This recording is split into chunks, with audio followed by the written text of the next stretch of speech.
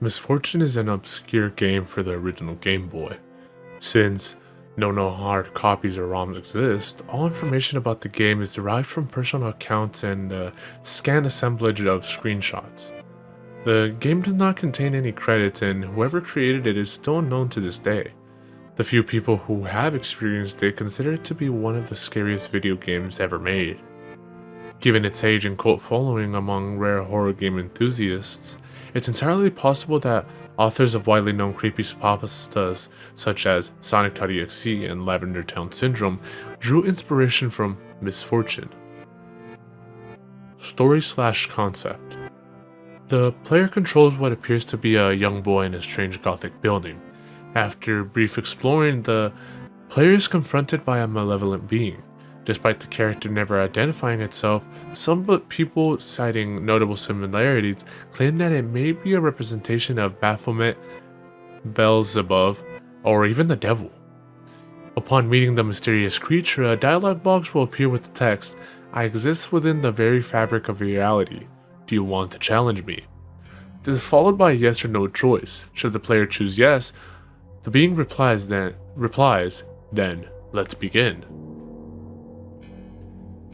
The player is then transported to a series of maze-like rooms, each filled with pit drops, locked doors, keys, and traps.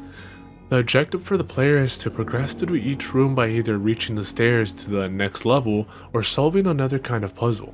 This can include answering riddles or choosing correct doors or pathways. The most well-known example is in a level where 4 small cabins are shown on a screen. A dialog box appears that reads, "Choose wrong and misfortune will befall your loved ones. Are you ready to play?" Should the player ever make a mistake throughout the game, the screen will cut to black before showing a more detailed image of the demon along with the dialog box, "I am God here," and what appears to be blood-styled writing.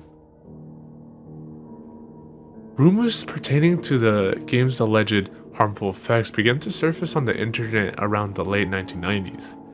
Players claim to have begun experiencing ongoing depression and dread shortly after losing and seeing the game over screen.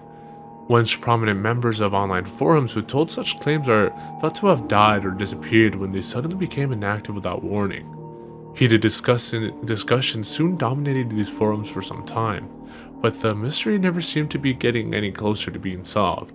Some wrote the whole thing off as a tasteless practical joke. Others believe that viewing the image of the evil character after losing the game can really cause a player to experience misfortune, as the game's antagonist promised. Soon, people began to speculate that the eerie soundtrack of the game was the cause. The music in the game consisted of deep, buzzy tones off-key melodies. The game had a remarkably unsettling soundtrack despite composition being limited to the 8-bit input sound bank. The game over screen had especially erratic, almost nauseating music with a very high frequency that accompanied it. Rumor has it that this very track could somehow influence moods and thought patterns. Of all the tracks in the game, only the theme that plays when first meeting the demonic entity can be found on the internet today. Searching for playable ROMs or cartridges online is futile because none exist. In fact, most of those who played it directly hadn't sought out looking for it, but rather stumbled upon it by accident. According to a first-hand account, certain copies of various Game Boy titles contain Misfortune in its entirety. The means for accessing it through these games vary, but typically involved exploiting glitches or using cheating devices. Although some had detailed what they had done to trigger Misfortune to start, attempts by others using the same methods had always failed. Another common observation was that many of the sprites in Misfortune had been copied from its host game. Misfortune is known to be integrated in the following: Legend of Zelda Link's Awakening, Pokemon Red, Spud's Adventure, Pucci Carat, Atelier Marie, Japanese. For this section, I'm going to be speaking to you a lot less impartially and a lot more personally. It's important you read this part. Now, was the game really cursed?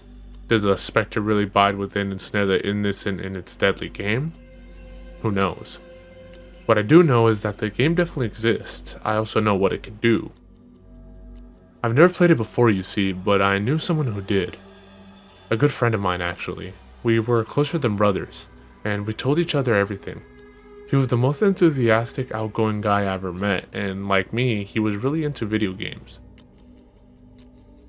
Sure enough, one day he told me that he found a spooky new side of game hidden in Pokemon. He showed it to me, and even back then it gave me an odd feeling. Though to be fair, I was always easily scared. Soon after, he started talking less and less. Later, he'd either ignore my calls or tell me he was sick or busy when I invited him out. He became something of a recluse. I did still sometimes get to see him at high school, but we rarely spoke and snapped at me when I pried too much over why he was acting that way. About a month later, before he got off the train after school, he said goodbye for the first time in weeks. I'll never forget the look he gave me that day. He was the macho nothing gets to me type of guy, and he always masked his emotion really well. Now he had a face filled with grief like he was about to cry. He made me promise him one thing before he left, that I'd never play that game. That was the last time we spoke. The next morning, they found his scratched and bloody corpse hanging from his disassembled weight machine. The police conducted that he managed to lift 220 pounds of weights over his head with the cord still attached, looped it around his neck, then released it over the other side of the machine, causing his strangulation as the weight on the other side yanked him upwards. The most horrible detail was that he was found with his hands clutching the inside of his makeshift noose, as if he were trying to tug it loose. That was it. Case closed. Personally, I don't believe that's what happened. If you're a collector or perhaps just heard of the legend and want to experience the game for yourself, you should reconsider. Even if you deny the existence of demons and curses, the misfortune that will befall you is very real. You have been warned.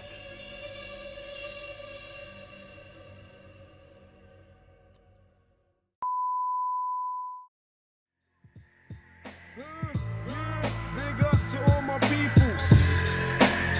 I done dug into my bag of tricks, came up with some different skits. Not your average mafia, I be on some different shit. You know I'm pimping shit that make you use your mind. So if you can fill in the blanks, do it when it's time. Come on. 1, 2, 3, 4, 5, 6, 7. Feel like I'm in hell, but I wish I wasn't. Yeah, you got it, now knock it while I rock it. I stick plugs in the socket and money in my. Yo, I get psychotic when you try to diss my staff. No props for your